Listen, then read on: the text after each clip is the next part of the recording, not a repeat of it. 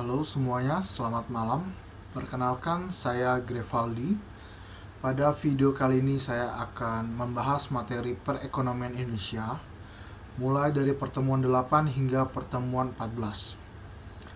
Pembahasan ini mencakup 7 topik penting, yaitu pertama adalah uang beredar, lalu yang kedua adalah balance of payment atau neraca pembayaran, lalu kebijakan perdagangan luar negeri, kemudian siklus bisnis, pembangunan serta otonomi daerah, perkembangan ekonomi dunia, dan perubahan struktur ekonomi Indonesia. Materi-materi tersebut saling berkaitan karena membahas bagaimana perekonomian suatu negara bekerja, bagaimana pemerintah menjaga stabilitas ekonomi, hingga bagaimana Indonesia berkembang di tengah perubahan ekonomi global. Baik, tanpa berlama-lama lagi kita mulai pembahasannya. Untuk materi yang pertama yaitu mengenai uang beredar.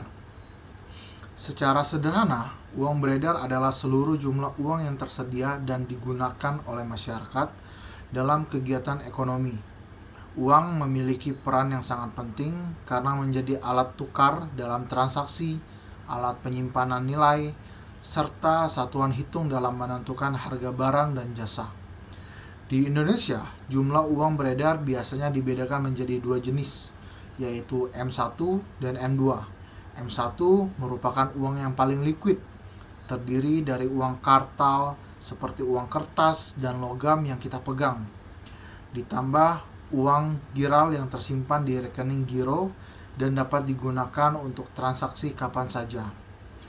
Sedangkan M2 memiliki cakupan yang lebih luas karena mencakup M1, ditambah tabungan, deposito berjangka, dan aset keuangan lain yang relatif mudah dicairkan. Mengapa jumlah uang beredar harus dijaga? Jika jumlah uang yang beredar terlalu sedikit, masyarakat akan kesulitan melakukan transaksi sehingga aktivitas ekonomi menjadi lambat.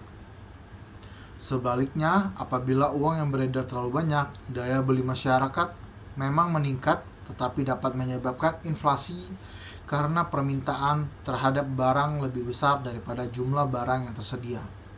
Oleh karena itu, Bank Indonesia memiliki tugas penting mengendalikan jumlah uang beredar melalui kebijakan moneter seperti menaikkan atau menurunkan suku bunga, operasi pasar terbuka, dan pengaturan giro wajib minimum perbankan.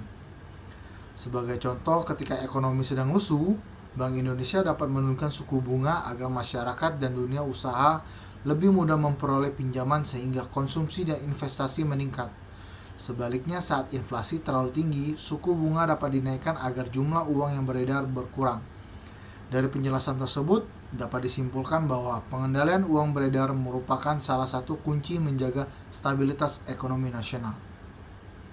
Untuk materi selanjutnya, yaitu balance of payment. Neraca pembayaran atau balance of payment merupakan catatan seluruh transaksi ekonomi antara Indonesia dengan negara lain selama periode tertentu. Transaksi tersebut meliputi kegiatan ekspor, impor, investasi asing, dan pembayaran utang luar negeri, penerimaan devisa, hingga transfer dana dari luar negeri.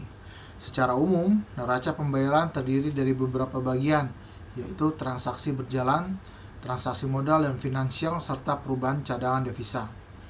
Apabila ekspor Indonesia lebih besar dibandingkan impor, maka negara memperoleh lebih banyak devisa sehingga neraca pembayaran cenderung surplus. Sebaliknya, jika impor lebih besar daripada ekspor, maka dapat terjadi defisit. Mengapa neraca pembayaran penting? Karena neraca pembayaran menunjukkan kondisi hubungan ekonomi Indonesia dengan dunia internasional. Jika neraca pembayaran sehat, maka kepercayaan investor meningkat. Nilai tukar rupiah lebih stabil dan perekonomian nasional menjadi lebih kuat. Sebagai contoh, Indonesia merupakan salah satu eksportir batu bara, kelapa sawit, dan nikel. Ketika harga komoditas tersebut naik di pasar dunia, nilai ekspor Indonesia ikut meningkat sehingga penerimaan devisa juga bertambah. Namun, apabila terjadi penurunan ekspor atau peningkatan impor secara berlebihan, pemerintah perlu mengambil kebijakan agar keseimbangan transaksi internasional tetap terjaga.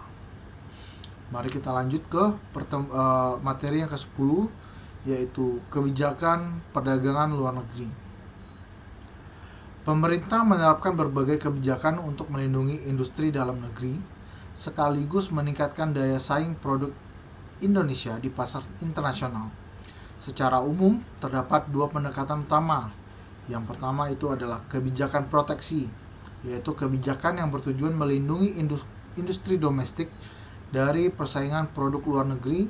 Contohnya adalah tarif impor, kuota impor, dan pemberlakuan standar tertentu terhadap barang impor.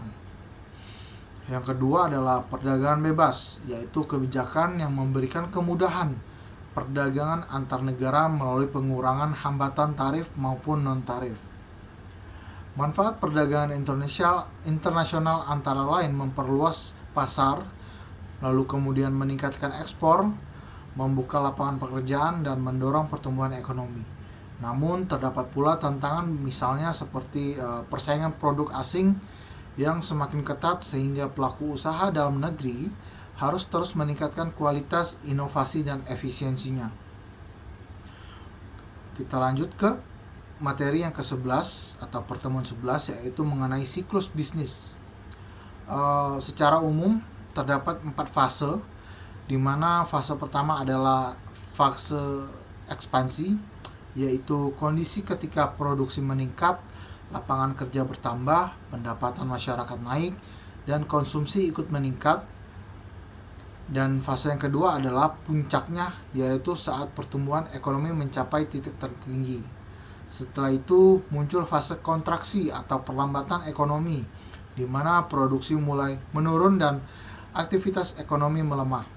Jika kondisi terus memburuk, maka terjadi fase resesi, yaitu penurunan aktivitas ekonomi yang ditandai meningkatnya pengangguran, menurunnya investasi, dan melemahnya daya beli masyarakat.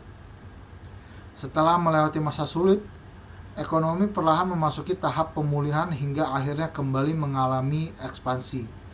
Memahami siklus bisnis sangat penting, karena pemerintah dapat menentukan kebijakan fiskal maupun moneter yang sesuai dengan kondisi ekonomi saat itu. Kita lanjut ke materi yang ke-12, yaitu mengenai pembangunan serta otonomi daerah. Pembangunan ekonomi tidak hanya diukur dari pertumbuhan pendapatan nasional, tetapi juga dari meningkatnya kualitas hidup masyarakat. Tujuan pembangunan antara lain mengurangi kemiskinan, menciptakan lapangan kerja, meningkatkan kualitas pendidikan dan kesehatan, serta mengurangi kesenjangan antar wilayah. Sementara itu, otonomi daerah merupakan pemberian kewenangan kepada pemerintah daerah untuk mengatur dan mengurus wilayahnya sesuai kebutuhan masyarakat setempat. Melalui otonomi daerah, pemerintah daerah dapat mengelola anggaran, membangun infrastruktur, meningkatkan pelayanan publik, dan mengembangkan potensi ekonomi lokal. Sebagai contoh, daerah yang memiliki potensi wisata dapat mengembangkan sektor pariwisata untuk meningkatkan pendapatan daerah dan membuka kesempatan kerja bagi masyarakat. Namun, keberhasilan otonomi daerah sangat bergantung pada tata kelola pemerintahan yang baik, transparansi, serta kualitas sumber daya manusianya. Kita lanjut ke materi yang ke-13, yaitu mengenai perkembangan ekonomi dunia. Saat ini, perekonomian setiap negara saling terhubung melalui perdagangan, investasi, teknologi, dan pasar keuangan. Artinya, perubahan yang terjadi di negara lain dapat memberikan dampak langsung terhadap Indonesia. Sebagai contoh, ketika harga minyak dunia naik, biaya produksi dan transportasi ikut meningkat sehingga dapat memicu inflasi. Begitu pula ketika terjadi perlambatan ekonomi di negara-negara besar seperti Amerika Serikat ataupun Tiongkok, permintaan terhadap produk ekspor Indonesia dapat menurun. Selain itu, perkembangan teknologi digital, ekonomi hijau, kecerdasan buatan atau artificial intelligence, serta transisi energi menjadi tren yang mempengaruhi arah perekonomian global. Oleh karena itu, Indonesia harus terus meningkatkan daya saing, memperkuat kualitas sumber daya manusia, mendorong inovasi, serta menjaga stabilitas ekonomi agar mampu bersaing di tingkat internasional. Untuk materi yang terakhir mengenai perubahan struktur ekonomi Indonesia, pada pertemuan terakhir yang kita bahas, perubahan struktur ekonomi merupakan pergeseran peran sektor-sektor ekonomi dalam memberikan kontribusi terhadap pendapatan nasional. Pada masa lalu, sebagian besar masyarakat Indonesia bekerja di sektor pertanian. Seiring perkembangan teknologi, industrialisasi, dan urbanisasi, kontribusi sektor industri dan jasa semakin meningkat. Saat ini, jasa seperti perdagangan, transportasi, komunikasi, keuangan, pendidikan, dan teknologi informasi memberikan kontribusi yang sangat besar terhadap perekonomian Indonesia. Perubahan ini menunjukkan bahwa Indonesia sedang mengalami transformasi menuju negara dengan ekonomi yang lebih modern. Namun demikian, pemerintah tetap harus menjaga keseimbangan agar sektor pertanian tetap berkembang karena memiliki peran penting dalam ketahanan pangan dan kesejahteraan masyarakat. Perubahan struktur ekonomi juga menuntut peningkatan kualitas pendidikan, keterampilan dan tenaga kerja, serta penguasaan teknologi agar masyarakat mampu beradaptasi dengan kebutuhan dunia kerja yang terus berubah. Sebagai penutup, dari seluruh materi yang telah dipelajari, kita dapat memahami bahwa kondisi ekonomi suatu negara dipengaruhi oleh banyak faktor, mulai dari jumlah uang yang beredar dalam suatu negara, hubungan perdagangan internasional, kemudian siklus bisnis yang terjadi antara negara, lalu ada pembangunan daerah, perkembangan ekonomi global, hingga perubahan struktur ekonomi nasional. Sebagai mahasiswa, memahami konsep-konsep tersebut sangat penting karena memberikan gambaran mengenai bagaimana kebijakan ekonomi dibuat dan bagaimana dampaknya terhadap kehidupan masyarakat. Untuk itu, perlu kita sadari bahwa mengenal lebih dalam tentang perekonomian Indonesia itu sangat penting. Terima kasih atas perhatian yang telah diberikan. Semoga penjelasan mengenai materi yang sudah saya sampaikan ini dapat membantu memahami materi perekonomian Indonesia dengan lebih baik.